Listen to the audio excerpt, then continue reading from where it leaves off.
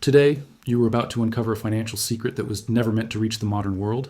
A system so advanced, so dangerous, and so deliberately buried that even economists refuse to acknowledge its existence. What you're about to hear isn't folklore. It's a forgotten chapter of history that could rewrite everything we think we know about money. The city of Timbuktu appears at first like a mirage. Mud brick mosques the color of baked clay, alleyways twisting like lines of forgotten script, and the distant shimmer of the Niger River snaking around the desert's edge. But Timbuktu was never merely a city. Those who truly knew it called it a vault of minds, a place where knowledge was traded like treasure, where the desert itself became a library of ideas carried across thousands of miles by caravans brimming with manuscripts instead of spices. People journeyed for months not to seek gold, but to learn. Scholars wrote with the confidence of those who believed ideas could outlast empires. They hid their most dangerous teachings not in temples or courts, but in leather-bound volumes buried in the walls of family homes, passed through merchant lineages like sacred inheritance. Thousands of manuscripts wrapped in goatskin, tucked beneath floors, hidden in clay jars. A wealth so fragile yet so potent that some rulers tried to erase it entirely. Why hide a manuscript unless it contained something the world was not ready to know? Why bury a scroll inside a wall unless its teachings threatened someone powerful? Something happened here. Something involving finance, trade, the ways wealth flowed and the ways it didn't.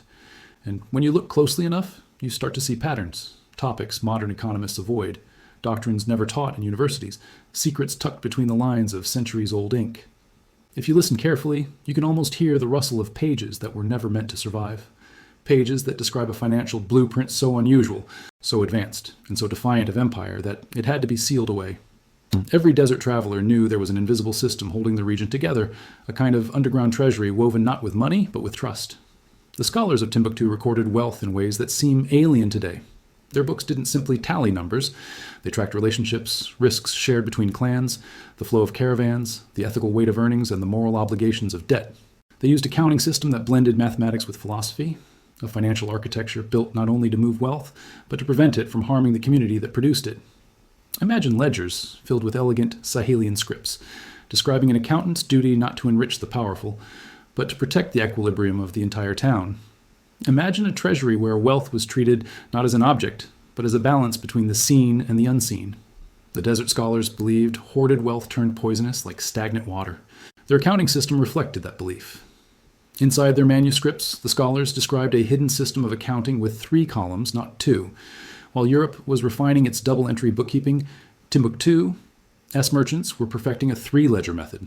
1 column for assets, 1 for liabilities, and 1 for moral weight.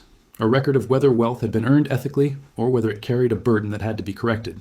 If a merchant gained too much from exploiting a drought or manipulating caravan rates, the 3rd column identified that imbalance.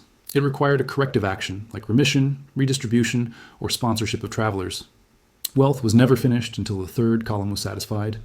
Their manuscripts spoke of this as restoring the desert's breath, a poetic term, yet unmistakably a financial one. Their coded financial language was just as astonishing. Instead of writing numbers plainly, scribes embedded signals inside the calligraphy, dots placed asymmetrically, strokes elongated in specific directions, subtle shifts that only trained eyes could interpret. A casual reader would see a beautiful manuscript of trade disputes and caravan routes. A scholar would see tax calculations, risk mitigation strategies, and profit-sharing ratios woven into every line. Hidden taxation logic was described in metaphors.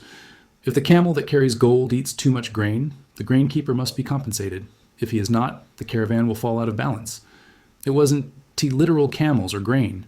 It was a symbolic way of describing how extraction needed counterweights, how wealth had to be humble or it would destabilize the system.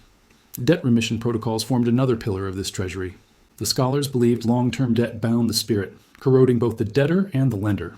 Their system included forgiveness cycles, intervals where debts would be recalculated, reduced, or dissolved entirely if they became burdensome. The codes insisted no person could be trapped by obligation beyond their capacity. A wealthy lender would be publicly celebrated not for accumulating interest, but for easing the burdens of others. Caravan credit networks extended across the desert based on trust. A merchant in Timbuktu could issue a written promise that would be honored hundreds of miles away in Walata or Agadez. No centralized authority guaranteed it. The guarantee was reputation, a currency more precious than gold in the desert. These networks formed a web of financial relationships so elegant that modern economists still struggle to describe them without simplifying them beyond recognition. At the heart of all this lay the manuscript vaults, hidden chambers, private family libraries, underground rooms kept cool by ingenious desert architecture. Light trickled into these vaults like filtered gold, illuminating shelves that bowed under the weight of scrolls. Dust hung in the air the way incense does in temples, and if you ran your fingers gently across the spine of one manuscript, you could feel the impressions left by the hand that wrote it centuries ago. Some vaults held legal records, others held philosophical treatises, and a few, the most secretive, held the financial codes, the rules governing trade fairness, the formulas for distributing caravan risk, the equilibrium mechanisms designed to keep wealth flowing instead of stagnating. Families guarded these vaults fiercely. Knowledge was their treasury. And then there were the merchant-scholar alliances, partnerships between those who traveled across the Sahara and those who stayed behind to interpret the numbers. Merchants would ride for months, caravans stretching like serpents across the dunes, each camel carrying salt, gold, manuscripts, or the occasional secret letter inscribed with coded financial notes. They would return to Timbuktu, exhausted and sunburned, and hand their records to scholars who would analyze every mark. These scholars acted like auditors, mediators, philosophers, and bankers at once. They ensured fairness, resolved disputes, recalculated obligations, and prevented wealth from concentrating dangerously. They called it keeping the desert breathing. A poetic phrase, but behind it lay mathematical precision and social sophistication that rivaled anything in the world at the time. And then, somewhere along this timeline, the laws that held this treasury together began to vanish. The lost banking code of Timbuktu contained rules so advanced they seem almost futuristic. The three-ledger system alone is astonishing, but it was only the beginning. One of the forbidden laws described a trust-based caravan credit system in which merchants could issue credit without physical coinage, backed only by their standing in the community. Another law detailed an anti-extraction principle, forbidding wealth gained through coercion or manipulation. It described wealth as a river, healthy when flowing, destructive when dammed. A third law introduced a moral interest formula. Interest could only be charged in proportion to the risk taken and never allowed to exceed the hardship it imposed. Too much interest, they believed, unbalanced the spiritual harmony of trade. There were risk distribution mechanics that read like early versions of insurance, but without the corporate structures we know today. Caravans shared profits and losses collectively. If one merchant's goods were lost to bandits, the entire caravan shouldered the cost. If one merchant struck gold, the caravan shared in the windfall. The scholars called this symbiosis the circle of the sands. There were wealth equilibrium algorithms, again described in metaphor, likening imbalanced wealth to dunes shifting dangerously in the wind. If one dune grew too large, it would eventually collapse onto the settlement beside it. Thus, wealth had to be measured, corrected, and redistributed before it became destructive. These were not radical ideas. They were practical ones.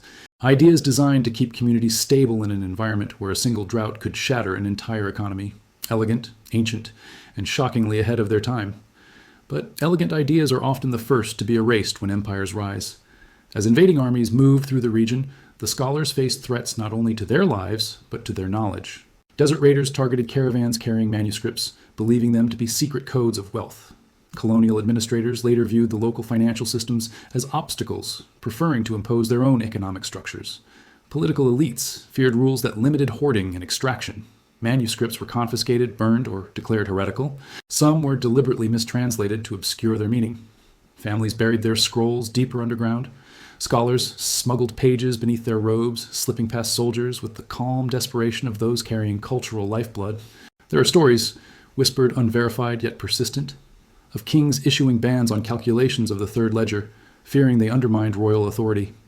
In a courtyard in Gao, a chest of manuscripts was allegedly set on fire for containing unsettling interpretations of debt.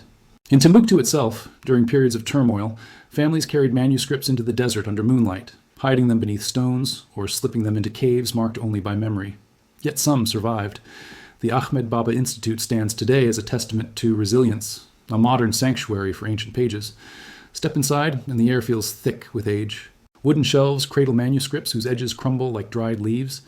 Open one gently, and you might find a merchant ass letter detailing how much wheat was owed after a failed caravan venture, written in a mixture of formal Arabic local dialect, and the signature-coded marks only Timbuktu scribes used. In the margins, you might see calculations, tiny strokes representing risk ratios, dots signifying moral weight, a sudden flourish indicating a debt remission. Some manuscripts contain fragments of coded math, geometric shapes that represent financial relationships, triangles symbolizing balance, circles symbolizing obligation cycles. The ink has faded, but the logic remains. There are letters from traders complaining about unfair extraction practices, their grievances resolved through the scholar's intervention. There are ledgers listing caravan partners, detailing precisely how profits were to be shared and how losses were to be distributed. Run your fingers across the page and you can feel grooves left by the reed pen, grooves that carried the financial heartbeat of an entire desert. And then you start to wonder, if these manuscripts survived, what else might still be buried? What lies beneath the homes of families who have guarded scrolls for generations? What secrets remain hidden in clay jars sealed centuries ago? If the forbidden rules of Timbuktu resurfaced fully today, they would challenge the assumptions built into modern banking. They would question the morality of interest, the ethics of debt, the dangers of hoarded capital. They would propose wealth systems built not on extraction, but on equilibrium. They would show that trust-based networks can function without central authorities. They would offer ancient models for distributing risk across entire communities. And they would remind us that finance was once not just a tool for profit, but a philosophy of mutual survival. But this story isn't finished yet, because the chest from the beginning, the one half buried in the dunes, wasn't just a legend. It was found again. A team of local herders uncovered it after a rare sandstorm scoured the landscape clean. Inside, they found fragments of manuscripts, leather bindings, and a small wooden tablet inscribed with what appears to be a piece of the third ledger system, a sequence of markings no scholar has yet deciphered fully. The tablet vanished almost immediately after its discovery. One of the herders claims a stranger arrived at night, offering a pouch of coins and taking the tablet away. Another insists the tablet crumbled into dust when exposed to air. Both stories cannot be true, and yet neither can be entirely dismissed. One fragment remains, though, a piece of parchment so fragile it has to be kept between glass plates. On it, written in ink darkened by centuries, are 3 lines. The first describes a caravan credit promise between 2 merchants whose names no longer exist. The second lists a number that defies known accounting methods. And the third, though partially erased, reads, "Protect the third ledger from those who would bind the desert." That is where the trail ends, or perhaps where it begins. Because one question remains unanswered, the same question scholars whisper about even now. How many more pieces of the forbidden treasury lie hidden beneath the sands, waiting for another storm to uncover them? Some secrets rewrite history, others rewrite the world's money. Timbuktu's treasury was built to do both.